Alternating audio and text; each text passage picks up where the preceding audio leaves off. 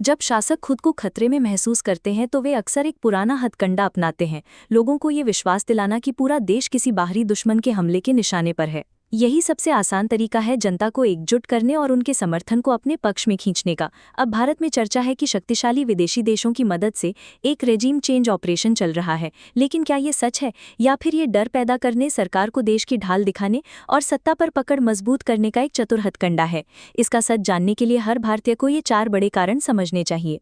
पहला, पुलवामा प्लेबुक, युद्ध से बढ़ती लोकप्रियता। 2019 का पुलवामा याद है? चुनाव से ठीक पहले आतंकी हमले ने देश को झकझोर दिया। सरकार ने सर्जिकल स्ट्राइक का जवाब दिया और मोदी की लोकप्रियता आसमान छू गई। राष्ट्रवादी लहर पर सवार होकर उन्होंने चुनावी जीत हासिल की।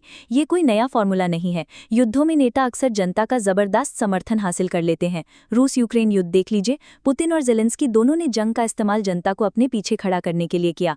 मोदी भी ये अच्छी तरह जानते हैं, जब भी राष्ट्रवाद चरम पर होता है, आलोचना दब जाती है और समर्थन कई गुना बढ़ जाता है। दूसरा, पड़ोसी इमरान खान का साजिशी कार्ड। क्या ये भारत में काम करेगा? पड़ोसी पाकिस्तान के पूर्व प्रधानमंत्री इमरान खान ने बड़ा दाव चला। उन्होंने दावा किया कि अमेरिका ने उन्हें सत्ता से हटाने की साजिश की। नतीजा, जनता की भारी सहानुभूति लहर उनके पक्ष में चली गई। लेकिन भारत पाकिस्तान नहीं है। पाकिस्तान में अमेरिका विरोधी भावना गहरी है। भारत में स्थिति अलग है। भारतीय आमतौर पर अमेरिका को दुश्मन के तौर पर नहीं देखते, इसीलिए विदेशी हाथ वाली थ्योरी यहाँ उतना असरदार भावनात्मक असर पैदा नहीं कर पाएगी। तीसरा, विश्वगुरु से अकेलापन, बिगड़ी कूटनीति। ज्यादा समय नहीं हुआ जब भारत हर बड़े मंच पर मौजूद था। G20, क्वाड, ब्रिक्स, बड़े अंतर्राष्ट्रीय सम्मेलन। मोदी को विश्वगुरु कहा जाने लगा और जयशंकर को तेज नजर वाले कूटनीतिज्ञ के रूप में सराहा गया। लेकिन आज भारत घिरा हुआ नजर आता है। पश्चिमी देश यूक्रेन युद्ध में उलझे हैं और भारत ने रूस यूक्रेन समीकरण का गलत आकलन कर लिया।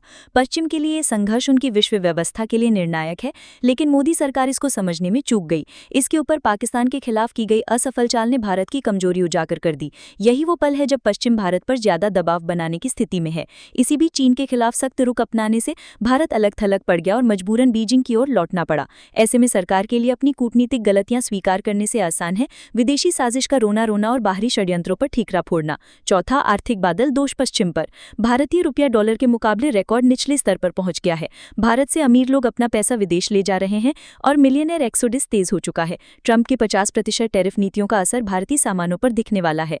आम जनता महंगाई की मार झेल रही है। ऐसे कठिन समय में सरकार हमेशा बली का बकरा तलाशती है। पश्चिम पर आरोप लगाना बिल्कुल फिट बैठता है, क्योंकि भारत अब भी अंग्रेजी औपनिवेशिक शोषण की चोटें याद रखता है।